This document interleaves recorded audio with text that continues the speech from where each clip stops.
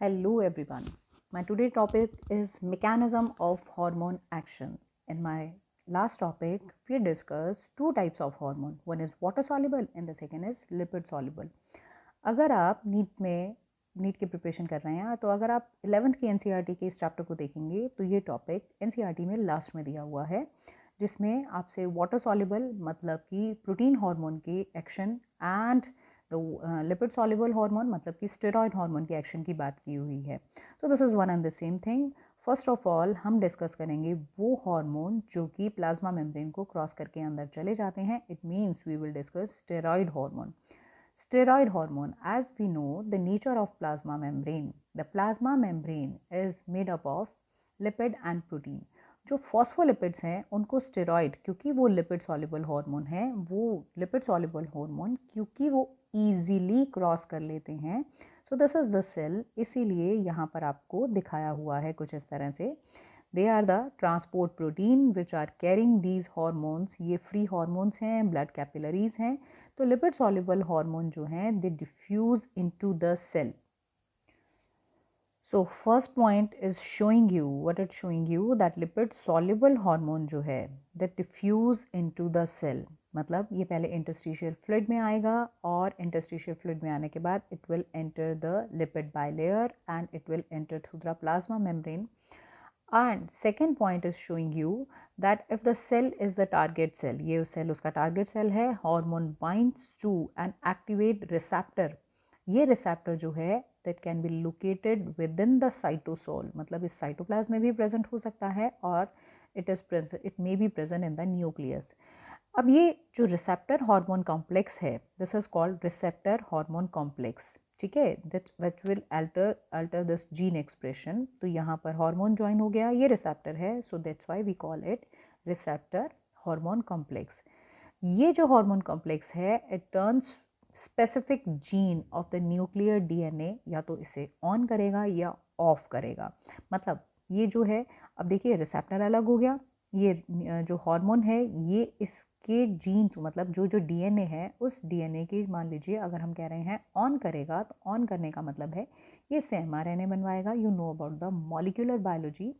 Molecular biology ये कहती है कि डीएनए एक्सप्रेशन करेगा, मतलब डीएनए मतलब जीन एक्सप्रेशन करेगा, एक्सप्रेशन देगा in the form of mRNA. The process of formation of mRNA is called transcription.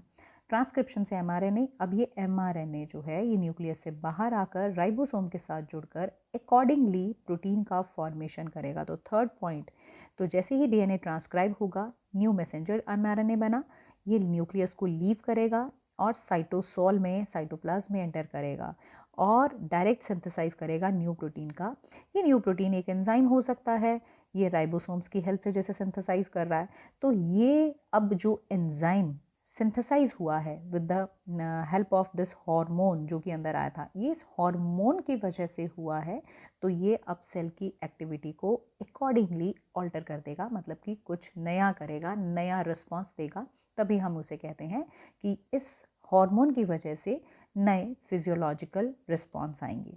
तो ये तो था वाटर सॉल्युबल लिपिड सॉल्युबल के बारे में. अब आते हैं हम लिपिड मतलब वाटर सॉल्युबल जो है, अब उसके एक्शन को देखेंगे.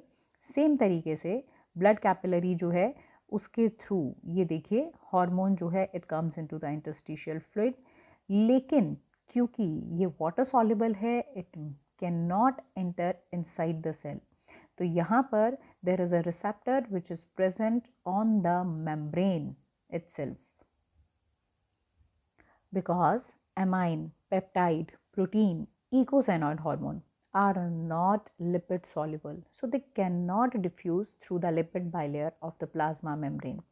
और ये कहाँ bind होते हैं? Then you will say this actually bind to receptor.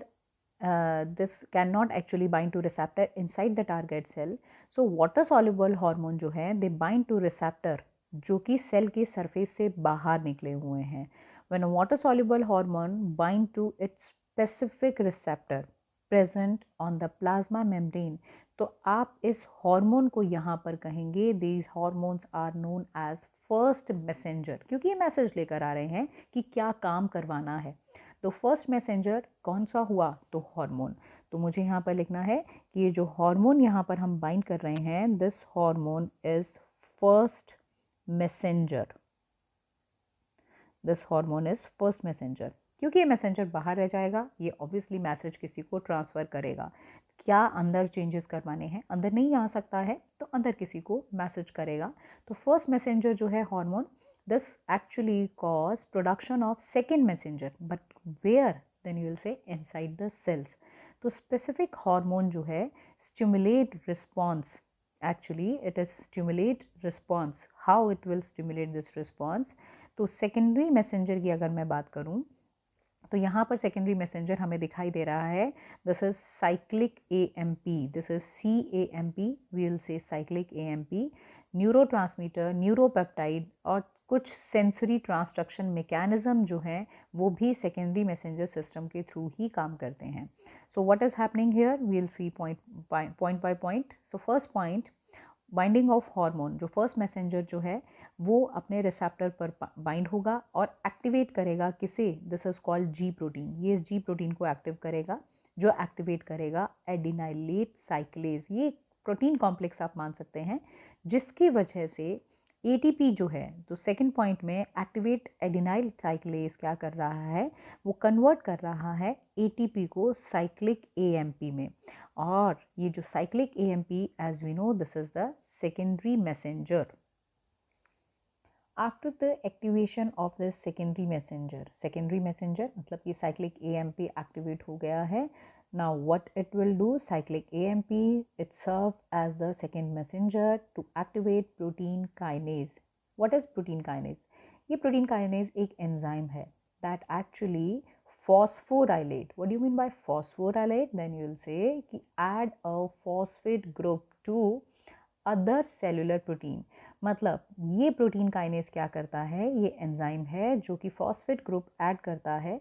अब ये फॉस्फेट ग्रुप किस पर ऐड करेगा, then you can see here, ये इस प्रोटीन पर फॉस्फेट ऐड करेगा और प्रोटीन को फॉस्फोराइलेट करने के लिए कहाँ से फॉस्फेट ला रहा है, तो आप देखिए ATP ADP में कन्वर्ट हो रहा है और जब ये ADP में कन्वर्ट होगा तो एक इनऑर्गेनिक फॉस्फेट यहाँ रिलीज होगा और उस इनऑर्गेनिक फॉस्फेट को ये फॉस्फोराइलेशन करने में यूज़ करेगा। अब एक्टिवेटेड प्रोटीन काइनेज ने फॉस्फोराइलेशन कर दिया। अब ये प्रोटीन जो है, ये प्रोटीन एक्टिवेट होगा और फॉस्फोराइलेट होकर अदर इनएक्टिवेटेड प्रोटीन्स को फिर एक्टिव करेगा और ये अंदर कई सारी रिएक्शंस स्विच ऑन हो जाएंगी। तो phosphorylated protein जो है that will cause reaction that produce physiological responses. Different protein kinase जो होते हैं वो टारगेट सेल्स में different kinase protein different target cells में होते हैं and within different organs also. So I just want to say कि एक सेल के अंदर बहुत सारे प्रोटीन काइनेज हो सकते हैं। ये जो प्रोटीन काइनेज हैं, ये प्रोटीन काइनेज मतलब कि प्रोटीन काइनेज जो एक्टिवेटेड प्रोटीन काइनेज हैं, कई सारे एक्टिवेट हो जाएंगे और कई सारे प्रोटीन्स को फॉस्फोराइलेट कर देंगे। मैं जैसे एग्जांपल दे रही हूँ कि one protein kinase might trigger glycogen synthesis, second जो है they can make break down of triglyceride, third जो है they may promote protein synthesis. I just want to say कि बहुत सारी रिएक्शंस एक ही सेल में एक साथ स्टार्ट हो जाएंगी और जो आगे आगे एम्प्लीफाई होती जाएंगी। मतलब हार्मोन तो देखिए एक ही मॉलिक्यूल जुड़ा था, लेकिन ये सपोज हम ये कह रहे हैं कि इसने मान लीजिए 100 CMP बनवा दिए, 100 CMP ने 1000 को एक्टिवेट कर दिया, 1000 ने 10,000 प्रोटीन फॉस्फोराइलेट कर दिए और ये जो रिएक्शन है ये टाइम बाय टाइम एम्प्लीफाई होती जाएगी। लेकिन क्या ये लंबे टाइम तक रहेगी? Then will say no. एक ब्रीफ पीरियड के बाद एक एंजाइम है जिसका नाम है that is phosphodiesterase. This enzyme is called phosphodiesterase. It will come here. ये phosphodiesterase enzyme आएगा और ये इनएक्टिवेट कर देगा किसे? ये इनएक्टिवेट कर देगा इस साइक्लिक AMP को, इनएक्टिवेट साइक्लिक AMP। तो अब ये जो सारे रिस्पॉन्सेज हो रहे हैं दैट विल टर्न ऑफ। क्यों? क्योंकि हार्मोन का इफेक्ट बहुत लंबा नहीं रहता है। जब तक हार्मोन यहाँ अटैच रहेगा तब तक ये काम होगा। तो न्यू हार्मोन मॉलिक्यूल जो हैं अगर वो आते रहे तो वो अपना काम करते रहेंगे, otherwise reaction will stop after the few minutes. जिस तरह का ये सेकेंडरी मैसेंजर साइक्लिक एएमपी है, इसके अलावा भी अदर सेकेंडरी मैसेंजर्स भी होते हैं, like calcium ion, yes it is secondary messenger. इसके अलावा cyclic GMP, guanosine monophosphate, cyclic GMP, cyclic guanosine monophosphate, this is again cyclic AMP, ये तो आप देख ही चुके हैं, दिस इज सेकेंडरी मैसेंजर. इसके अलावा IP3, the full form is IP3, this is inositol triphosphate and DAG. What is this? This is diacylglycerol. इनमें से कुछ नेम NCERT में दे रखे हैं. ये सारे जो हैं they serve as the secondary messenger for water soluble hormones. Thank you.